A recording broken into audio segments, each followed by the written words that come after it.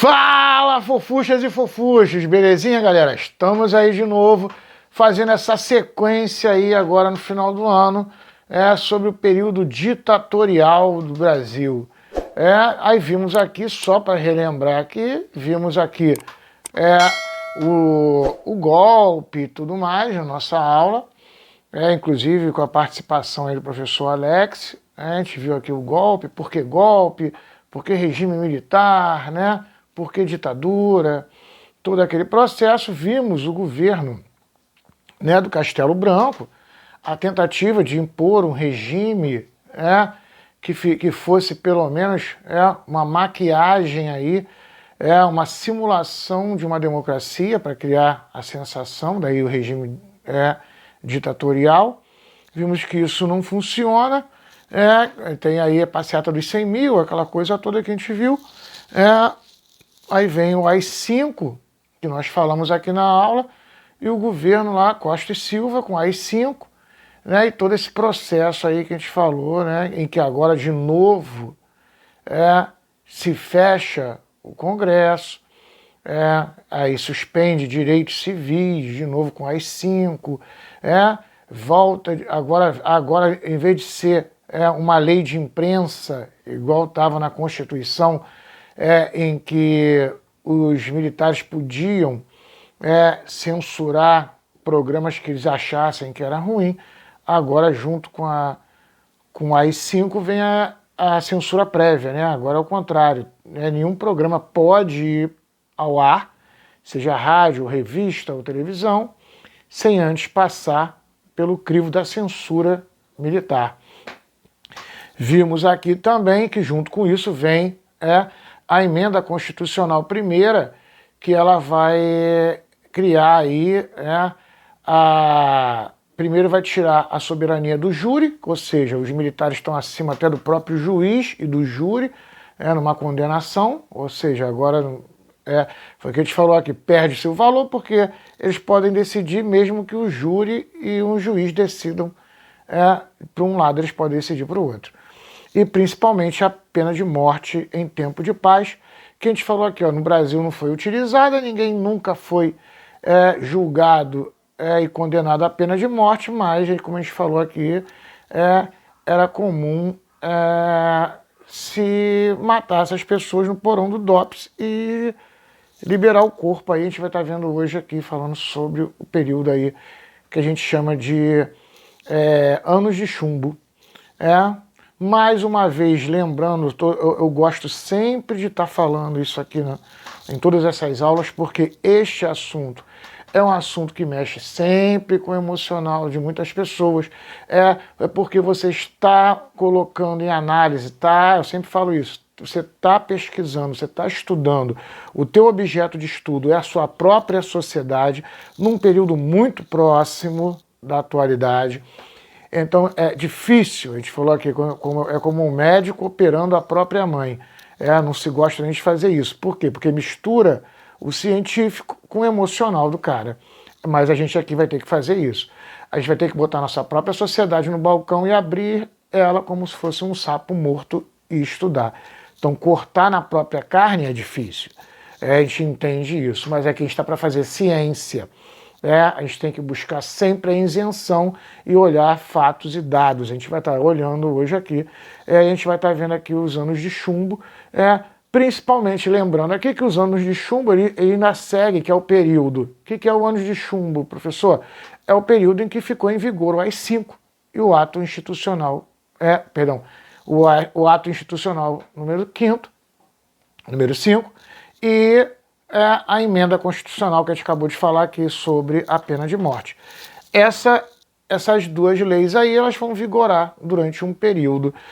Vai até o governo Geisel, que a gente vai estar vendo depois na próxima aula, mas ela é principalmente aí, ela começa no governo Costa e Silva, mas ao longo dela toda é no governo Médici. Daí a gente deixar para a aula de hoje, para a gente estar dando uma olhada aí no governo Médici. É o governo onde todo ele vai ser o período dos anos de chumbo. É o momento em que se intensifica aí a luta armada dentro do Brasil. E principalmente, gente, a gente vai estar falando aqui do milagre econômico, aquele milagre econômico que nós vimos aqui na última aula, como ele surge no governo Costa e Silva. Vimos aqui os fatores que levaram a esse milagre econômico e tudo mais. Só que o pico desse milagre econômico é no governo Médici. É nele que a gente vai chegar aqui no alto dos índices, né? E é no próprio governo Médici que vão ocorrer as coisas que vão levar ao fim dele. Mas o Médici, ele não pega isso. A economia vai chegar quebrada no Geisel. Aí na próxima aula a gente vai estar vendo o Geisel e a economia quebrada, com hiperinflação e aquela coisa toda. Mas todo o processo aí do milagre econômico e o fim do milagre econômico é marcado aí no governo Médici. Tranquilo até aí, gente? Vamos lá então? Partiu! Vamos lá, galerinha, então, beleza? Voltando aqui a nossa linha do tempo, só para a gente dar aquela visualização geral, tá aqui todo o regime militar, o período ditatorial. Até fala que é até meio enrolado usar regime militar para tudo, porque a gente viu aqui que o regime militar principalmente a tentativa vai até o Costa e Silva, né? Aquela tentativa ali mais, o regime militar e o período ditatorial todo aí completo aqui pra gente. Como a gente falou aqui na introdução, a gente tem aqui o Ato Institucional 5º, em 68, que ele vai até 1980, quando você vai ter aqui a anistia tal, que a gente vai chegar lá, vai falar. Então, todo esse período aqui, do ato institucional e do milagre, e da emenda constitucional primeira, a gente chama aqui de anos de chumbo.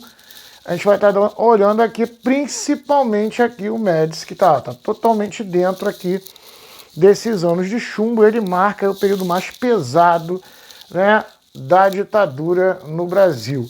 A gente vai estar dando uma olhada aí nessa visão. E como a gente falou aqui, o milagre econômico de 68 até 1973, que a gente vai estar falando aqui já dentro do governo Médici, foi que a gente falou, em 73 acaba o milagre econômico, mas 74, finalzinho de 73, mas 74 já vai entrar o Geisel, então o problema econômico vai ficar na mão do Geisel e não do Médici. É importante a gente perceber isso aí, já não fica mais na mão dele. Então o milagre aqui é o período mais alto aqui para ele. Então só para a gente entender aqui, na última aula a gente finalizou como? Costa e Silva vai ter um AVC, ele morre, e isso chama-se a junta militar. A junta militar ela vai convocar uma nova eleição. André, mas vem cá, o Senado, o Congresso não estava fechado? Não foi fechado o Congresso, tal, com as 5? Sim, então vamos reabrir, para poder eleger o presidente. Se abre agora o Congresso e se traz de volta aí os congressistas.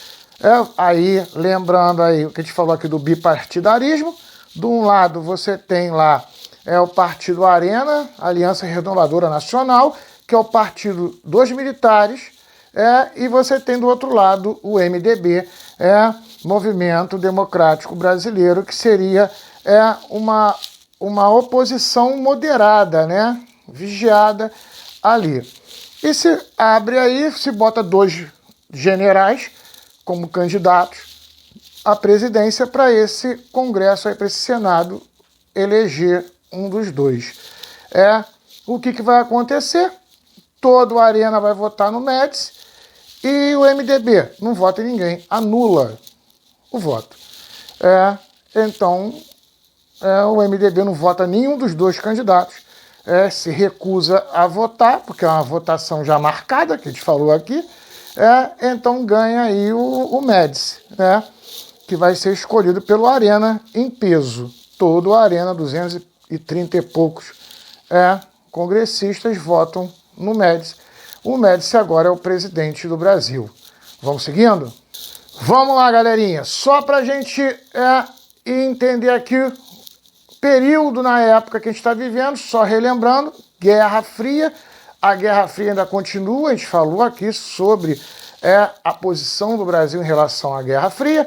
É importante a gente perceber aqui que na América Latina vai acontecer, no Chile, a eleição do Salvador Allende, em 1970, de 73, que é um presidente de esquerda, marxista, e ele vai subir ao poder e, como a gente falou aqui, Estados Unidos, com o brother Sam, vai fazer o quê? Vai incentivar a derrubada dele, vai ter uma revolução ditatorial dentro do Chile, vai ser derrubado e ele vai ser assassinado.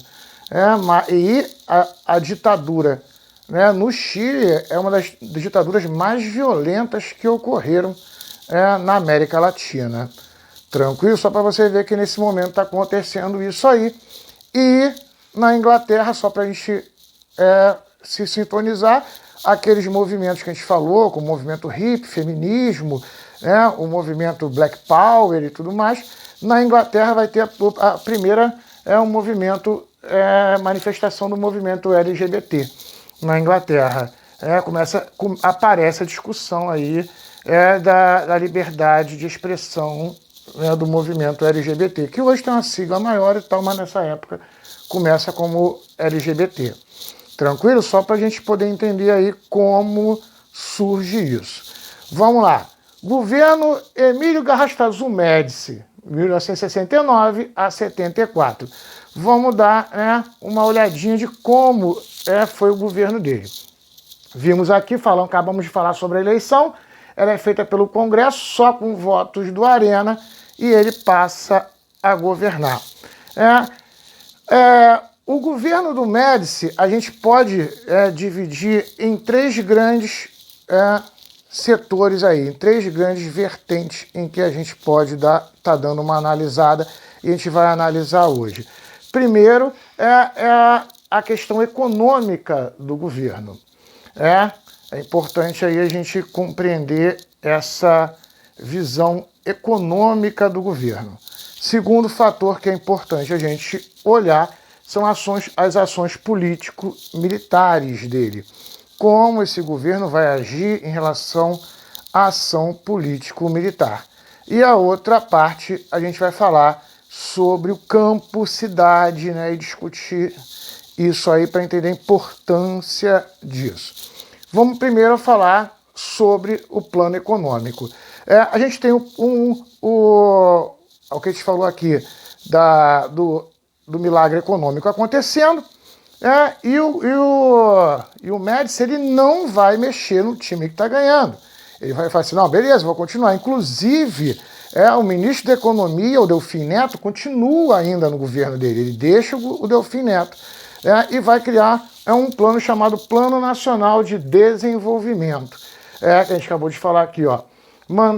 O Delfim Neto mantém aí, dá continuidade às obras públicas, que a gente falou aqui, Transamazônica, Itaipu, a construção da ponte Rio-Niterói e várias outras construções que tinham iniciado no governo do Costa e Silva e ainda continuam com ele e mantém ainda aí o ministro da Economia com todo aquele processo ali.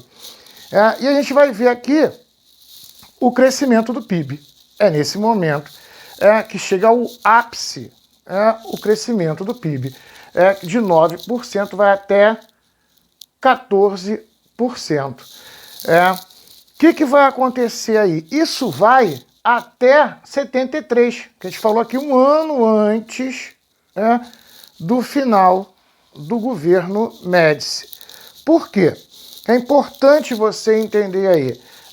Todo esse desenvolvimento industrial que estava acontecendo, que a gente viu aqui, a chegada das multinacionais ou transnacionais, como a gente chama hoje, dessas empresas chegarem aqui. A gente falou aqui o problema que a riqueza ela vai sair do país também, mas é importante você entender que todo esse desenvolvimento ele é feito à base de um combustível, que é o petróleo. Percebeu? E o Brasil não era autossuficiente em petróleo na época. Entendeu? Então é importante você entender isso. Hoje o Brasil é um país autossuficiente em petróleo. André, mas no momento atual, aí, não sei quando é que você está vendo o vídeo, no momento atual, a gente está vivendo aí um preço do petróleo muito alto. A gente está vivendo um preço do petróleo muito alto porque hoje a Petrobras ela não tem uma política mais de estatal. ela está uma política de mercado. Os acionistas é que comandam, então é lucro. Está seguindo o valor de bolsa de valores do petróleo. É uma outra discussão. Não é porque a gente depende de um petróleo lá de fora. É porque o petróleo agora ele é todo produzido no Brasil, mas ele não pertence mais ao governo. Ele está na mão, né, do mercado. É importante você entender isso. É um outro fator. De hoje é um outro fator. Nesse momento aqui, nessa década de 60, para 70, a gente tem o quê? Um país que não produzia todo o seu petróleo. A maior parte do petróleo brasileiro vinha de fora. Ou seja, o combustível que a indústria brasileira e que os automóveis e caminhões brasileiros funcionavam eram de um combustível que era importado. Até 73, tranquilo, porque o preço do barril do petróleo era $3. Aí era tranquilo. Só que com a guerra no Oriente Médio, começa Irã, Iraque, esse monte de coisa acontecendo no Oriente Médio, os países produtores de petróleo, o preço do petróleo vai disparar. E quando esse preço do petróleo dispara o combustível dentro do país. E disparando isso, vai disparar a correria dos preços também das mercadorias dentro do país.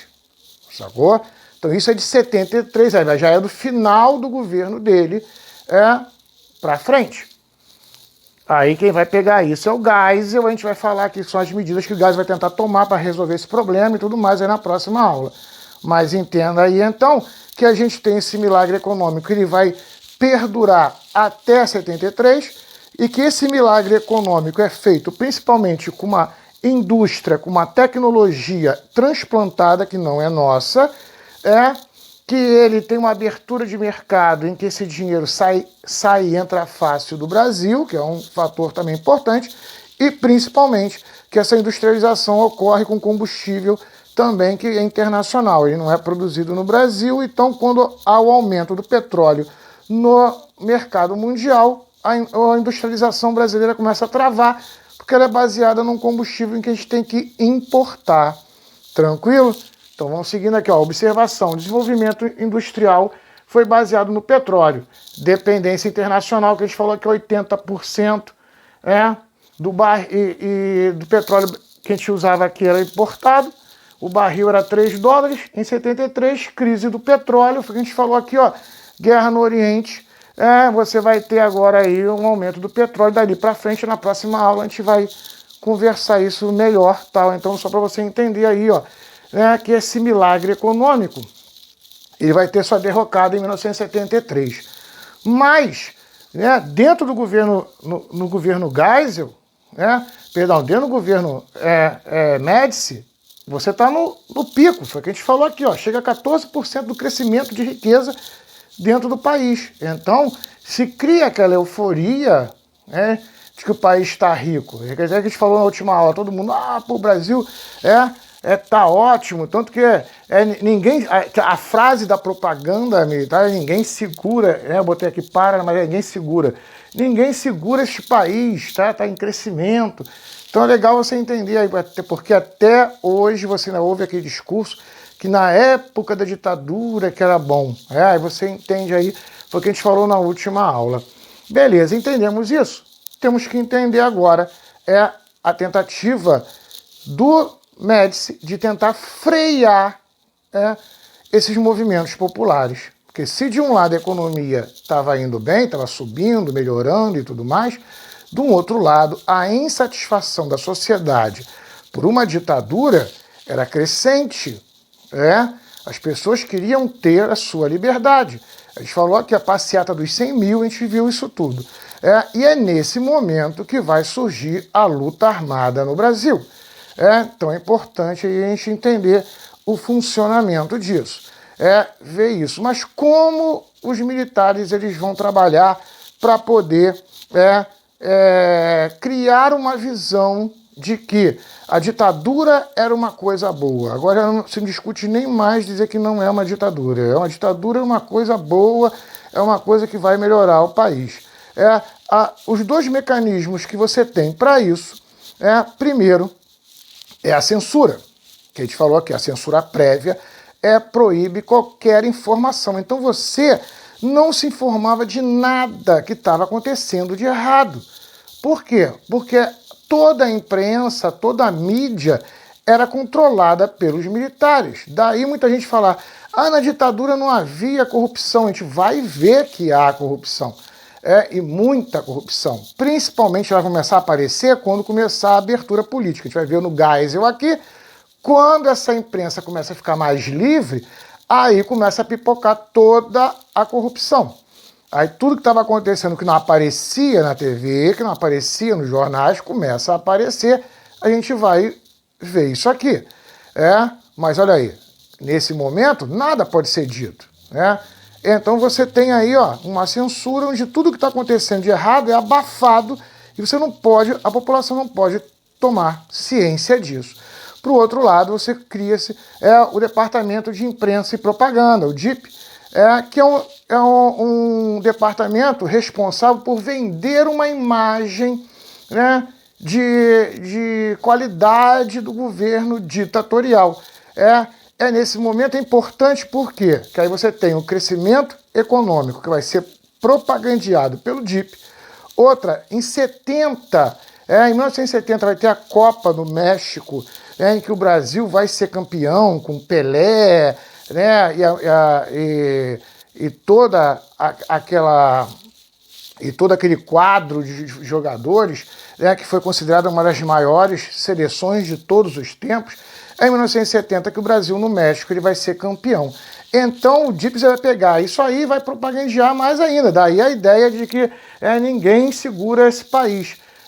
E de que o Brasil vai todo para frente. Aí tem os jingles, as músicas vendendo o Brasil do futuro.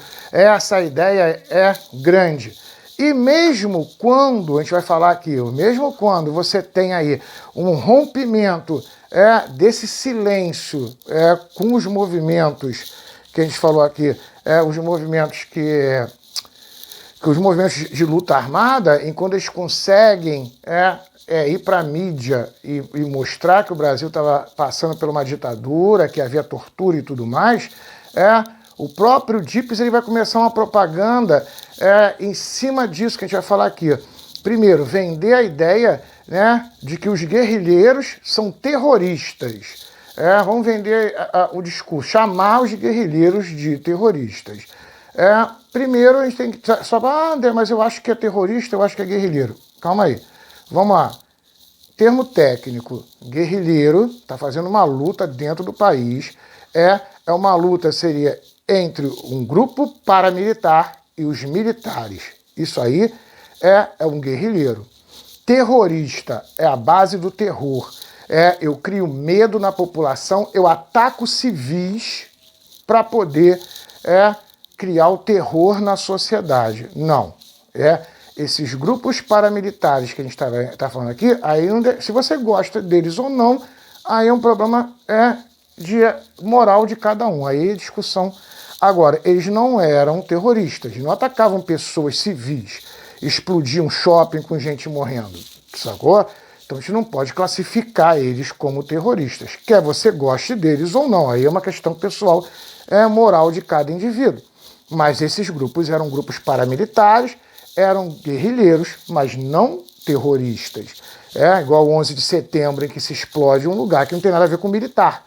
Aquilo ali foi para criar o terror, matar civis. Entendeu? Para a gente poder compreender isso, senão você vai achar que eu estou... o professor está... Não, esquece isso. A gente está analisando e entendendo. Agora que você entendeu a diferença entre terrorista e guerrilheiro, entendam que esses grupos urbanos eram guerrilheiros. Eles não eram terroristas, não explodiam shopping e matavam pessoas. Mas o DIPS vendia a ideia deles, para fazer uma propaganda deles como terroristas. Tá entendendo? É importante você compreender essa estrutura. Então a primeira parte é vender essa ideia. E depois vender o discurso de que tudo está ótimo. E se você não está gostando, você tem que sair do país. Aí vem o termo, né? Brasil, ame-o ou deixe-o. Tipo, tá todo mundo feliz, cara. Se você não tá feliz, sai do país. Então o DIPS ele vende esse discurso aí. É importante a gente compreender. Então a força aqui desse movimento dessa estrutura de propagandista militar está baseada isso, na censura e no DIPS. Aí ele botou aqui, ó, vendiam os guerrilheiros como terroristas. Repressão através de tortura com o Departamento de Ordem Político-Social, o DOPS, que a gente já falou que ele foi criado antes, né? E o Departamento de Operações Internas, o DOI, e o Centro de Operações de Defesa Interna, o COD, DOI-COD, né? Que eles chamam o DOPS e o DOI-COD. Vamos lá. É o momento em que começa a luta armada dentro do Brasil. É o que é o momento que a gente chama de anos de chumbo. Gente, dentro da plataforma aí, eu deixei alguns filmes pra gente assistir e dar uma analisadazinha aí. Vamos lá? Aí, ó, luta armada no Brasil, eu deixei aqui, principalmente, a gente não vai enumerar inúmeros acontecimentos aí em relação a tortura no Brasil, esse tipo de coisa. Mas eu coloquei alguns ali na nossa plataforma para a gente dar uma analisada. É importante a gente discutir isso aqui e analisar alguns fatores aí. Começa a acontecer no mundo inteiro um processo de luta armada em relação a essas ditaduras, principalmente na América Latina.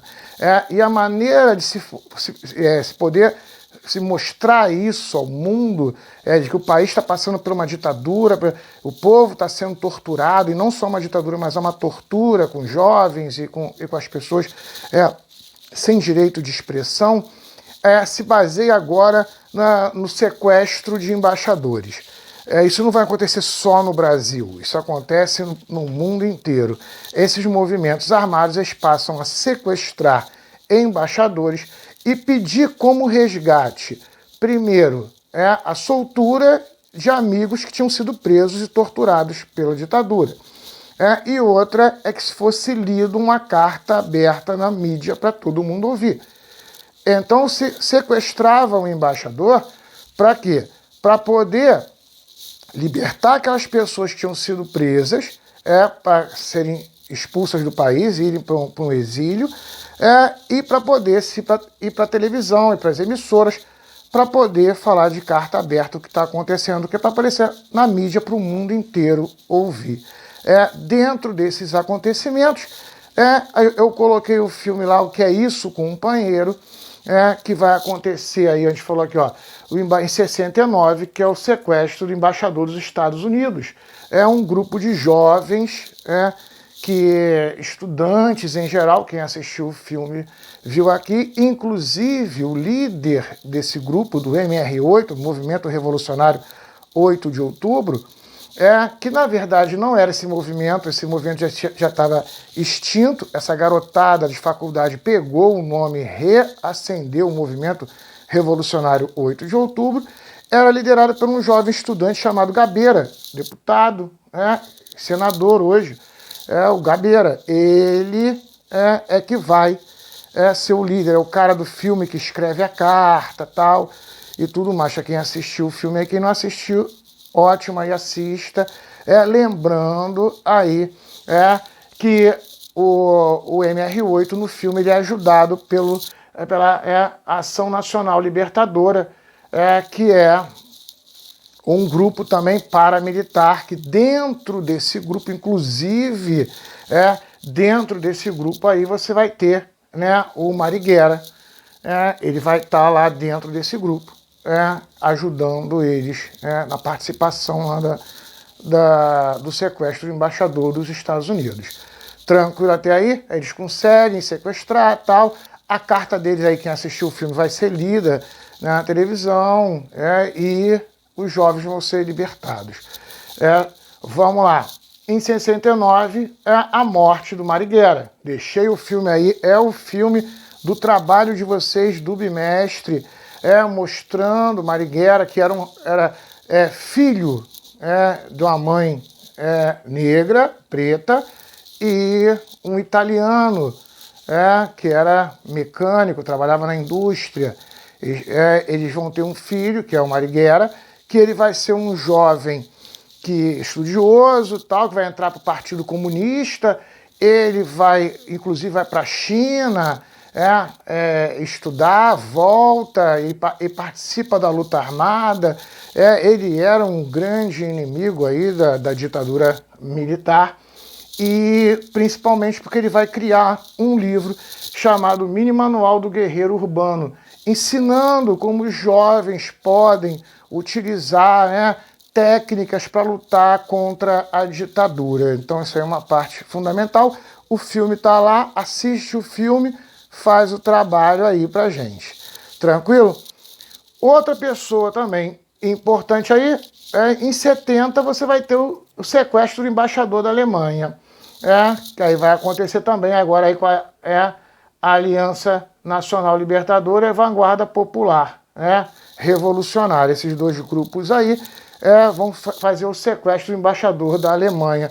Tudo acontecendo aqui no Rio de Janeiro. Tá? E para fechar aqui, em 70 também, o sequestro do embaixador da Suíça. E o Lamarca aqui é o responsável, né? Quem é o Lamarca, André? É um militar, oficial militar, que ele abandona o exército quando tem o golpe. Ele abandona o exército e quando ele sai ainda traz armas lá de dentro para poder ajudar aí os jovens na luta armada. Ele é um cara muito importante na luta armada. Por quê? Porque ele era um militar. Então ele tinha conhecimento, ele ensina os jovens a utilizar armas e técnicas de guerrilha. Tranquilo até aí, gente? Beleza? Só para a gente fechar isso aqui. É importante a gente entender o seguinte. Vamos lá. Há uma luta armada, os jovens eram presos e haviam torturas dentro dos porões do DOPS. Aí, até hoje, há um discurso, né, de que se diz assim, se torturou as pessoas, porque, primeiro, porque se queria informações, a gente está numa guerra e torturou. Primeiro que isso, pelos direitos humanos, é uma coisa errada e monstruosa. Mas, mesmo seguindo isso aí, um outro filme que eu deixei para vocês lá, que é Zuzu Angel, que mostra lá a estilista, com dupla cidadania brasileira e americana, com o filho dela, que o filho dela foi preso, para quem assistiu aí o filme. Nós temos a ficha do filho da Zuzu Angel, e que na ficha dele, ou seja, a gente está falando aqui de documento do DOPS, tá? Que na ficha, como tortura, ele foi amarrado a boca dele na descarga de um jipe para engolir fumaça e depois amarrar as pernas dele e arrastaram ele por dentro do quartel até ele morrer. Isso está registrado na ficha do próprio DOPS. Entendeu? A gente não está tirando de cabeça nem de nada, não. Então é importante você entender isso, por quê? Porque historicamente, quando a gente senta para analisar isso, ninguém está querendo tirar informação de ninguém fazendo esse tipo de ação. É só matar de maneira cruel. Entendeu? Não é um simples, vou afogar o cara para tirar uma informação dele. Nem estou falando que isso aqui é certo também, não. Mas você entendeu? Uma ação dessa não tem um propósito de tirar informação de ninguém. É só matar de maneira cruel. Tranquilo? Só para você entender por que a gente discute isso, por que isso é complicado, por que a gente percebe onde aquilo ali já é uma maneira cruel de se assassinar alguém, não era mais uma tentativa de tirar informação de ninguém. Tranquilo? Outro discurso que é muito comum você ouvir. Porque quem não tinha nada a ver com a guerrilha não sofreu. Quem não participou de luta nenhuma não sofreu. Só sofreu quem estava participando de luta. É uma outra desinformação.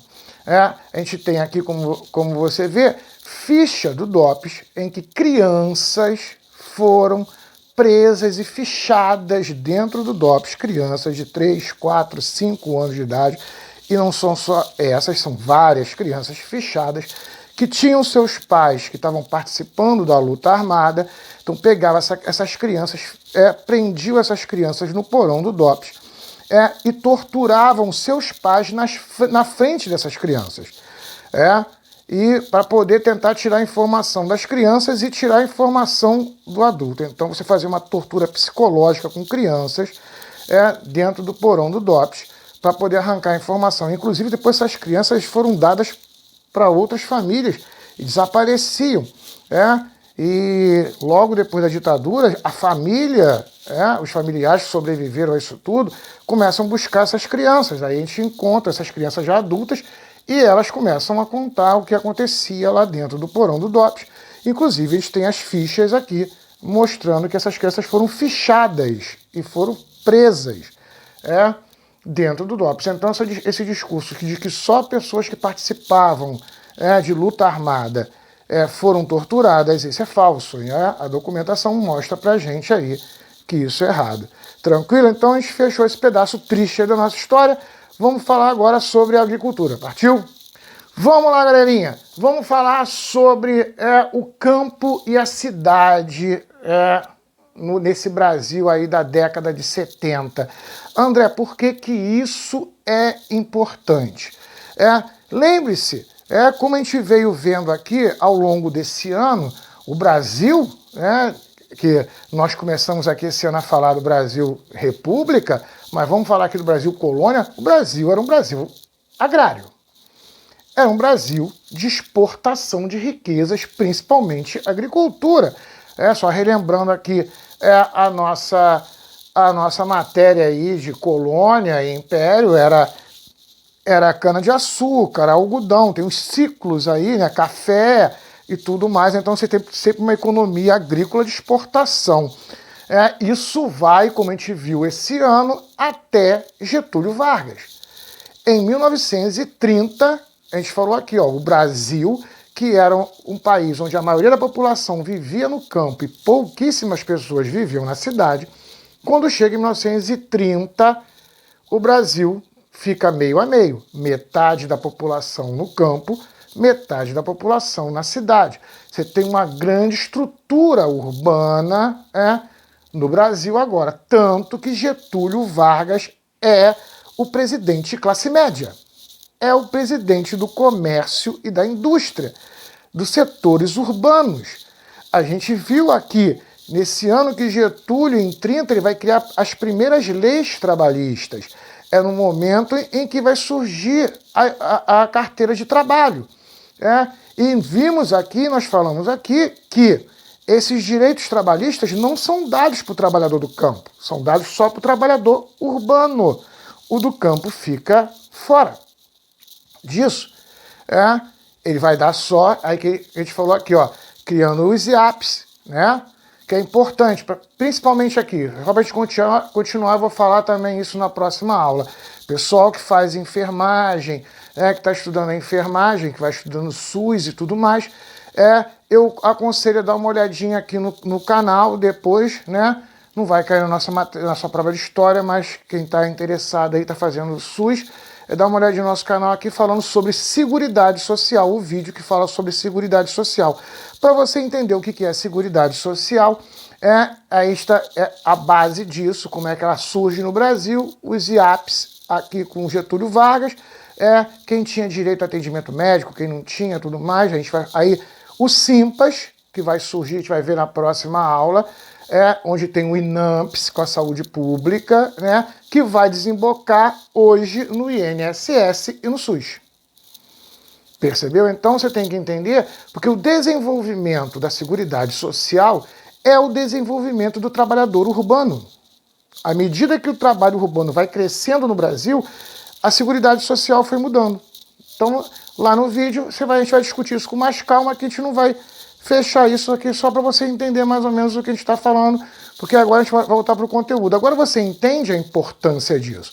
Você está entendendo que o Brasil era um país agrário, com poucas pessoas no centro urbano. Quando chega em 30 com Getúlio, o negócio equipara, e agora em 70, com essa revolução industrial que está acontecendo no Brasil, transplantada, como a gente falou, com tecnologia internacional, mas é uma revolução industrial, tanto que em 70 o Brasil vai ter o maior parque industrial da América Latina, é o momento da virada. Mais trabalhadores na cidade e menos no campo. É importante a gente entender isso porque qual o papel do campo nesse novo Brasil urbano? É importante a gente compreender isso, né? Porque se surgem discursos aí, e hoje ainda estamos vivendo esse problema. Qual é o papel do campo no Brasil? Né? Em 70 e hoje há essa discussão.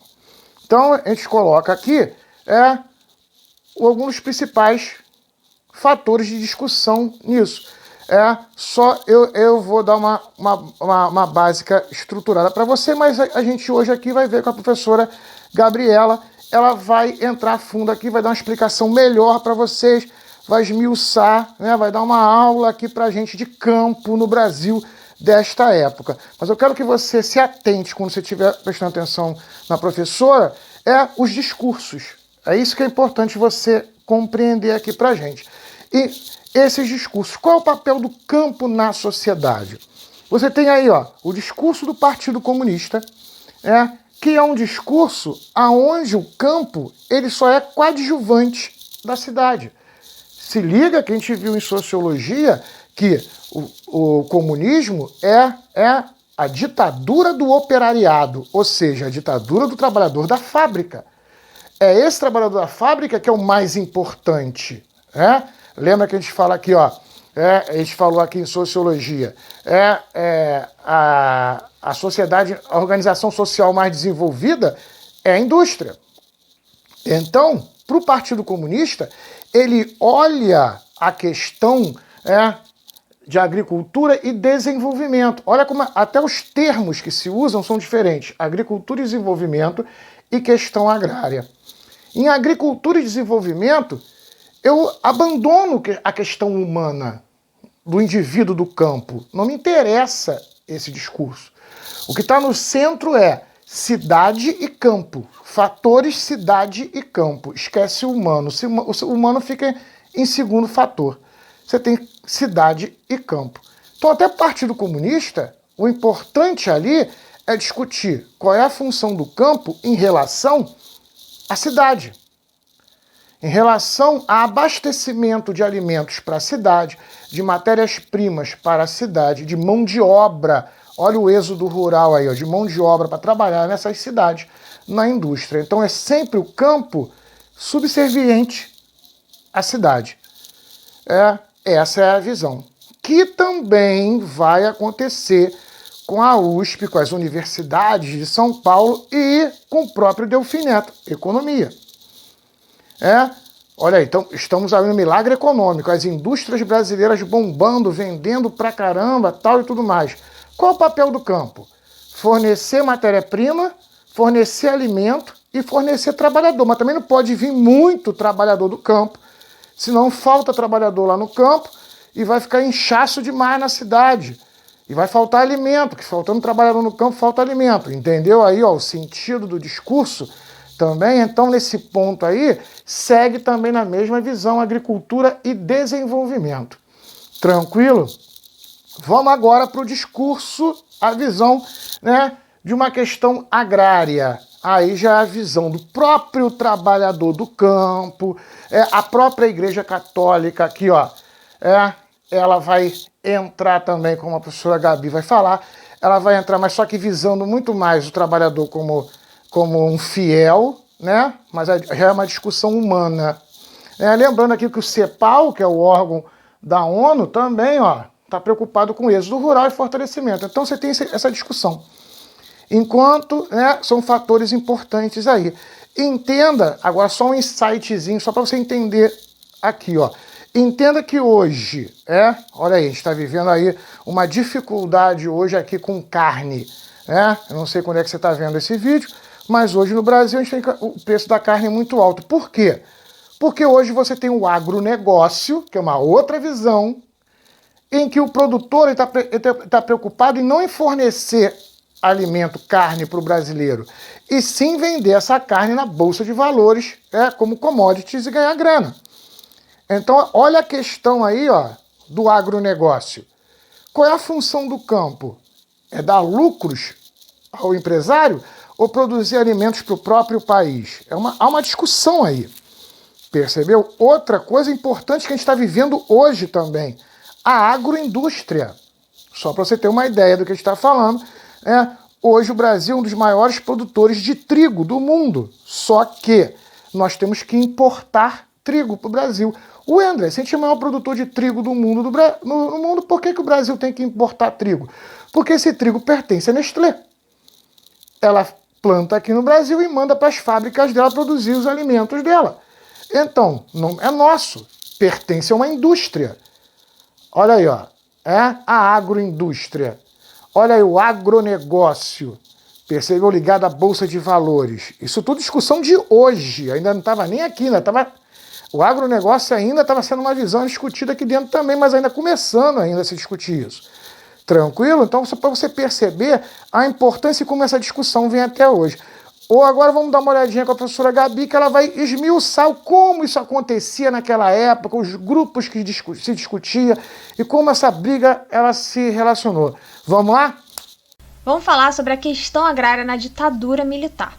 Vamos começar pelo contexto. O contexto da reforma agrária no Brasil. Era um debate, na verdade, que existia há muitos anos aqui dentro do país. Um debate que sempre envolvia os setores rurais, basicamente. Mas leva em consideração que a maior parte da população era rural naquele momento. Então era um debate que estava presente na sociedade quase que toda. Porém, no período de 1940 a 1960, mais ou menos, esses debates ficaram muito mais fortes, tomaram uma expressão muito grande na sociedade. E por causa disso foram surgindo várias associações, foram surgindo as ligas camponesas, o CONTAG também, que era uma organização muito importante, e até mesmo a primeira organização nacional relacionada aos trabalhadores rurais, que era a União dos Lavradores e Trabalhadores Agrícolas do Brasil, a UTAB. E a sociedade estava quase que pegando fogo, porque todo mundo estava falando sobre a questão da reforma agrária. Como eu falei para vocês, a população brasileira era basicamente no setor rural. Então, a questão agrária era vista com muito bons olhos, principalmente porque a redistribuição de terras de forma justa ajudaria muito as famílias. Então era um debate que estava super em alta na sociedade. O governo do Jango, que antecedeu o golpe, ele foi um dos governos que mais incentivou ou que mais colocou em pauta a questão agrária. Foi ele que, através, claro, dos vários movimentos sociais, que levou a questão da reforma agrária para o Congresso, nas famosas reformas de base.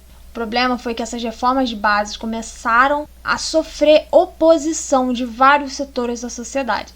Setores principalmente conservadores, setores de elite rural, essa galera toda que não queria de jeito nenhum que a reforma agrária acontecesse no Brasil. Então nós podemos dizer que a questão agrária foi sim um dos motivos para que ocorresse o golpe de 64. No governo Jango, como eu falei para vocês, foi um governo que pautou muitas questões agrárias. Foi criado o Estatuto do Trabalhador Rural. Esse Estatuto do Trabalhador Rural foi criado em 1963. Ele ampliava os direitos trabalhistas conquistados lá em 1930 para os trabalhadores do campo. Além disso, também foi criado em 64 uma organização muito importante, que foi a CONTAG. A CONTAG estava praticamente por trás de todos os movimentos sociais do campo, em prol de uma reforma agrária, em prol das questões agrárias no Brasil. Então os militares, com medo do que poderia levar essa reforma agrária, resolvem cooptar isso para o próprio governo. Até porque até setores da sociedade que eram contra a reforma estavam debatendo sobre ela, justamente porque a pressão popular em cima disso estava muito grande. A intenção era desmobilizar de todas as formas, até mesmo antes deles cooptarem a questão da reforma agrária, e até quando eles conseguiram pegar essa questão da reforma agrária para si, eles continuaram tentando desmobilizar o máximo possível dos camponeses, e eles apelaram para várias maneiras que só a ditadura militar mesmo conseguiu utilizar, ou seja, o uso da força, repressão, a censura, prisões, desaparecimento, tortura e, infelizmente, todas essas coisas que a gente sabe que aconteceu na ditadura militar. Vamos tentar entender aqui o que é a reforma agrária. A reforma agrária é a reorganização, uma redistribuição de terras no campo no Brasil. É você pegar uma grande propriedade de terra, ou seja, um latifúndio, e não o terreno do seu vizinho, por exemplo.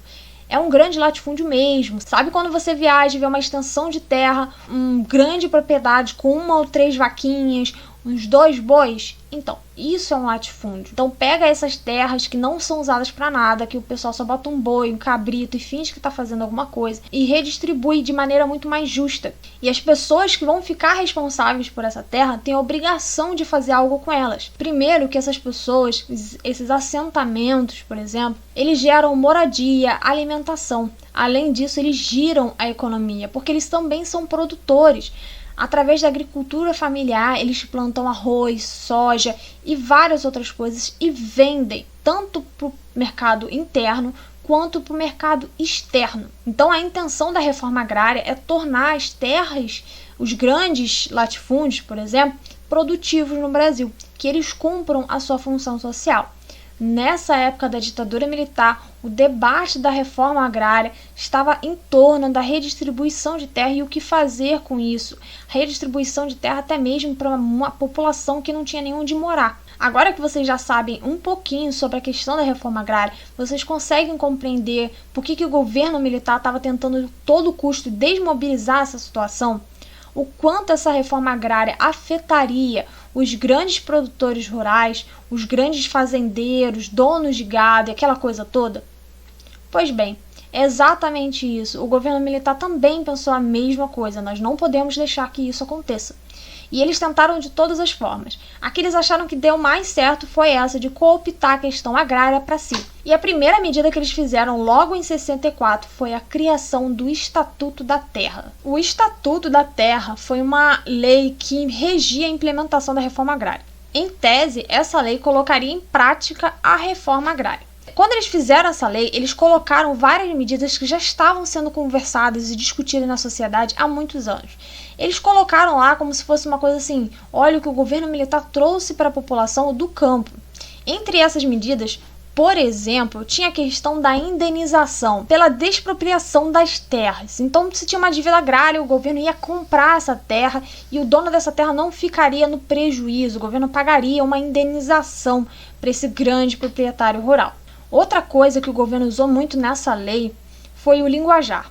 Foi uma tentativa de se aproximar e de mostrar que eles estavam vindo em paz com a questão agrária. Eles, inclusive, utilizavam, por exemplo, o termo justiça social.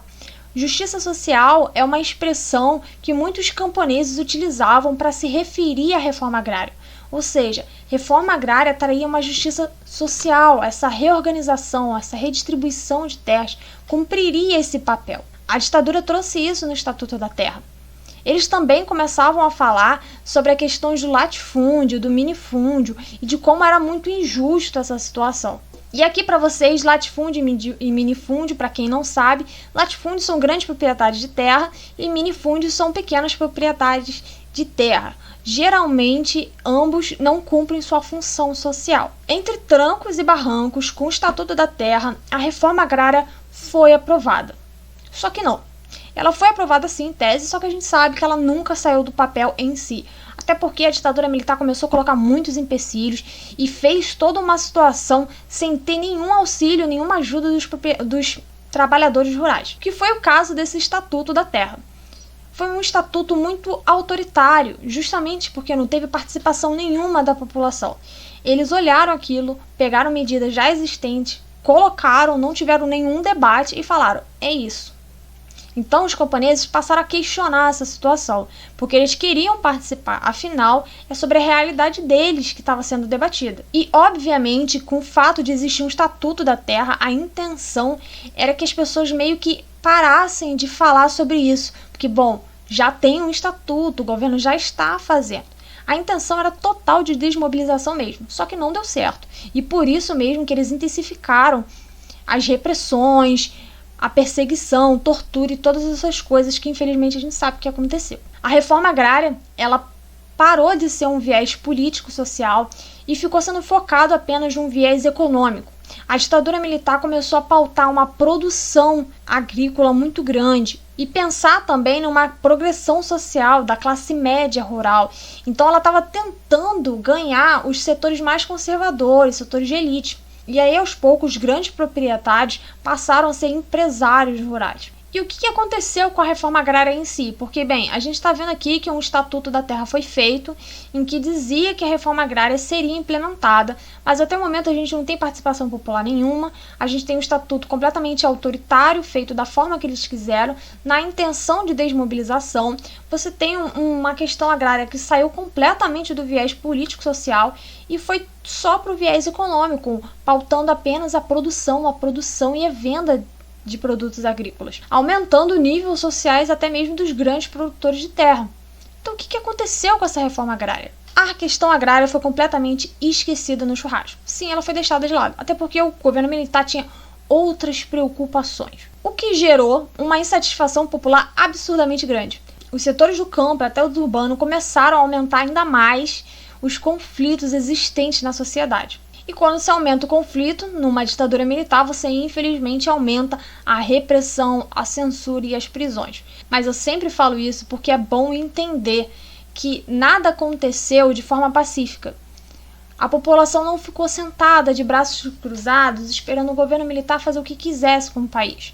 Muita gente resistiu, muita gente foi presa, torturada, morta, está desaparecida até os dias de hoje. As pessoas não sabem o que aconteceu com elas, justamente porque elas combateram a questão da ditadura militar. E muitos camponeses entraram nessa. Camponeses, indígenas, essa galera toda que lutou por suas terras, que tentou ao máximo proteger e garantir os seus direitos, também foram grandes alvos da ditadura militar. Em 1965, ainda na tentativa de desmobilização, o governo militar cria o Instituto Brasileiro de Reforma Agrária, o IBRA, e também aproveita o embalo e cria o Instituto Nacional de Desenvolvimento Agrário, o INDA. Esses dois institutos, eles seriam responsáveis pela questão da reforma agrária em si. O primeiro que eu falei para vocês, ele seria responsável por implementar, colocar na prática a reforma agrária. O segundo seria mais na questão de fiscalização. Em 66, um ano depois, surgiu o tal do Plano Nacional de Reforma Agrária. Era esse plano que deveria colocar a cabo tudo, juntar os dois institutos e, enfim, colocar uma reforma agrária. Mas a gente sabe que não era essa a intenção do governo. Então, o plano mesmo nacional não deu em nada, foi quase que para inglês ver, porque ele nem saiu do papel. Em 1969, foi criado o Grupo Executivo da Reforma Agrária, o GERA. E o GERA passou a fiscalizar os outros dois institutos. Era ele, o GERA, que ficou a cabo de tudo. Ele que ficou responsável de ver quando, como e por que iria ser posta a reforma agrária. Até mesmo a questão, como eu falei para vocês, de investigação dos institutos. E aí o instituto acabou fazendo parte desse GERA e o INDA foi fazer parte lá do Ministério da Agricultura. Essa fusão, ela não serviu de muita coisa. Em 1970, os dois institutos já estavam extintos. E aí, já no governo Médici, em 1970 também foi criado o Instituto Nacional de Colonização e Reforma Agrária, o INCRA. O INCRA existe até hoje. E no meio dessas criações de institutos, foi criado em 71 o Proterra, que era um programa de redistribuição de terras. O problema foi que esse programa ele acabou aumentando ainda mais a concentração de terras nas mãos dos grandes fazendeiros. Todas essas questões que eu estou falando para vocês sempre levaram ao aumento de conflitos. Apesar dos anos de chumbo e de terem muita repressão, as pessoas não deixaram de demonstrar sua insatisfação e de lutar por direitos. Uma organização que teve um papel fundamental na questão agrária foi a Igreja Católica. Apesar de alguns setores da Igreja Católica ter apoiado o golpe, setores esses que visavam a questão agrária e achavam que o Estatuto da Terra poderia realmente acabar com essa concentração de terra e essa divisão desigual, outros setores eram contra. E até mesmo os setores que eram a favor do golpe repensaram todo o seu caminho, porque eles viram que o que o Estado estava oferecendo não era o que a Igreja estava buscando. Então aí teve um arrependimento da Igreja Católica. E a partir daí, a Igreja Católica ela teve um papel fundamental. Por causa da questão religiosa, a Igreja Católica ela tinha um pouco mais de liberdade para fazer as coisas. Não que não sofresse repressão, mas em relação aos outros setores da sociedade, a Igreja estava um pouquinho mais tranquila nesse sentido. Até porque, gente, muitos padres e bispos conseguiram esconder pessoas da ditadura militar, mandar pessoas para longe, com dinheiro mesmo, viajar para conseguir asilo político em qualquer outro lugar e fugir do terror da ditadura do Brasil. Mas, de qualquer forma, em relação à questão agrária, As igrejas católicas, principalmente as comunidades eclesiásticas de base, elas passavam a ser praticamente escolas, onde tinha reflexão social, onde os camponeses se sentiam mais seguros para se reunir e começar a falar sobre a questão agrária mesmo, sobre a reforma agrária. Inclusive, gente, para os menos letrados ou até mesmo para introduzir o assunto, a Igreja Católica utilizava a Bíblia para explicar a questão agrária. Por exemplo, o livro de Êxodo, eles utilizavam para explicar aí o êxodo rural, a questão da mobilização dos camponeses e por aí vai. Tinha até a questão da terra prometida, que seriam mesmo as divisões de maneira justa aí das grandes propriedades de terra. Então, alguns templos da Igreja Católica passaram a ser esse lugar aí de refúgio dos camponeses. Inclusive, camponeses faziam grandes reuniões, associações dentro de igrejas católicas, porque ali era um pouco mais seguro e era um espaço que a galera se sentia confortável para debater sobre as questões do campo. Então, gente, a Igreja Católica ela teve um papel muito grande nessa situação, porque foi graças a ela, ao espaço que ela concedeu, que muitas ações e organizações foram mobilizadas. Inclusive, o MST, uma das grandes referências pela reforma agrária, surgiu em uma das reuniões de uma igreja. Falando no MST, ele surgiu em 1984. Ele realmente veio de um grande debate que teve dentro de um estabelecimento de uma igreja católica, onde a galera se reuniu, fez uma assembleia muito grande e decidiram que era necessário a criação de uma organização que fosse referência nesse sentido. Mas, além do MST, existiam outros tipos de organizações que eu já falei para vocês. Nós temos uma gama enorme de congressos nacionais de trabalhadores rurais que aconteceram durante a ditadura e até mesmo fora da ditadura militar. Todos esses congressos eles serviram e muito para a criação de bases sólidas que defendessem com argumentos reais a questão da reforma agrária. Um outro movimento que foi muito importante durante a ditadura militar para esse combate aí foi o Movimento Sindical dos Trabalhadores Rurais, o MSTR. Ele veio antes do MST e também tem um prestígio muito grande nessa área. A gente já falou sobre ela, mas também foi criada aí a CONTAG, Confederação Nacional dos Trabalhadores da Agricultura. Também foi uma organização muito importante durante a ditadura militar. Até agora nós falamos sobre muita coisa. Falamos sobre os antecedentes do golpe militar, a questão agrária, discutida aí na sociedade amplamente antes do golpe e até mesmo que a questão agrária foi um dos motivos que o golpe acontecesse. Falamos sobre a intenção do governo militar de criar um Estatuto da Terra que, na verdade, apesar de ter um objetivo de praticar a reforma agrária, não fez isso.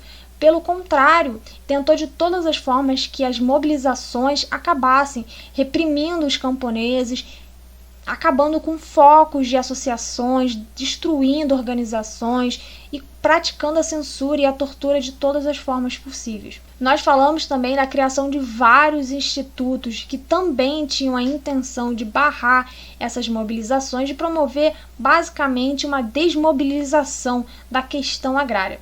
Agora há pouco nós falamos sobre a importância da Igreja Católica. Foi através dela que muitos camponeses puderam se reunir e puderam conversar sobre o que fazer em relação à questão agrária no Brasil. Porque a questão agrária no Brasil, ela não gira em torno só da reforma agrária. A reforma agrária é sim um foco muito importante, mas a questão agrária, ela também gira em torno de direitos trabalhistas. E por isso que o João Goulart estendeu os direitos trabalhistas da cidade para a galera do campo, porque a questão agrária também está relacionada a isso. A questão agrária também está relacionada a direitos de moradia, a direito de poder produzir, de manter sua cultura, e essas questões todas além de uma reforma agrária. Agora a gente está chegando no fim da ditadura militar. E apesar de não entrar no mérito da questão da ditadura militar em si, é importante a gente entender o fecho disso tudo. Como eu falei, nós tivemos em 1984 a criação do MST, e apesar de ter sido criado em 84, o MST em si ele já estava sendo ativo há muito tempo, porque ele veio das várias ligas camponesas. Ligas camponesas atuaram muito contra a ditadura militar. Já no final da década de 70, nós tivemos o processo de reabertura. E esse processo de reabertura trouxe novos confrontos, novos conflitos, greves de trabalhadores e várias outras coisas para pressionar mesmo o fim da ditadura militar. Em relação à questão agrária, foi criado o primeiro plano Nacional de Reforma Agrária. Esse primeiro Plano Nacional de Reforma Agrária sofreu uma oposição muito grande. E apesar de ter nascido numa conferência com vários trabalhadores rurais, com vários camponeses, quando ele foi lançado em 1985, ele estava completamente modificado. Ele não fazia jus ao que foi acordado com os trabalhadores rurais. Então ainda teve esse golpe aí para os trabalhadores, que acharam que o governo estava, enfim, tentando fazer alguma coisa, mas no final das contas foi completamente modificado. E muito modificado por causa da oposição e da pressão da bancada ruralista. Novamente, a reforma agrária foi sendo deixada de lado. E falando em bancada ruralista, nós temos a criação da União Democrática Ruralista, a UDR. A UDR ela foi criada em 1985 e o foco principal dela era combater a reforma agrária. Ela era uma oposição a todas essas questões agrárias, principalmente a reforma agrária, e batia muito de frente mesmo. Era composta pela bancada rural, ou seja, pelos grandes donos de terra, dos latifúndios. A UDR ela foi extinta em 1990. Em 1989 já conseguia-se ver um refluxo da questão agrária no Brasil, ou seja, uma desmobilização no âmbito governamental da reforma agrária. Em 1996, para dizer que não teve nada, teve o Ministério do Desenvolvimento da Agricultura. Mas isso não foi suficiente. Realmente, o debate da questão agrária acabou sendo bem esvaziado aí. Mas, como eu falei para vocês, foi esvaziado pelo governo, porque a questão popular estava cada vez mais firme e forte. O MST ainda é hoje um dos maiores portadores e representantes da questão da reforma agrária, questões agrárias, inclusive. O que mostra que, mesmo que a ditadura militar tentasse de todas as formas, inclusive matando, perseguindo, prendendo pessoas, para desmobilizar a questão agrária, ela não conseguiu fazer isso. A ditadura militar ela tentou, mas não conseguiu, porque até hoje as várias organizações do campo ainda pautam a reforma agrária e é um debate ainda muito presente na sociedade. Então é isso, pessoal. Espero que tenha ficado super tranquilo, professor. Beleza, galera, vimos aí, professora Gabriela aí mostrando pra gente aí o campo e como se funcionou essas mazelas aí da sociedade brasileira e como é que isso vem até hoje. A gente tem o MST aí, o movimento, né, dos sem terra, a importância aí como produção de arroz e aquela coisa toda. Hoje você pode dar uma pesquisada aí super interessante, discutir o agronegócio, a dificuldade hoje da carne aí que a gente está vivendo, discutir o trigo e a agroindústria. A gente compreendeu o quanto isso é pesado aí. Gente, fechamos essa parte, agora a gente está vendo aí, ver se a gente fecha na última aula, o Geisel e o Figueiredo, e a gente fecha o período ditatorial. Gente, tranquilinho aí? Vamos dar uma olhada aí nos vídeos, nos filmes, faz o trabalhinho aí do filme que eu deixei. Gente, beijo no contatinho, fui!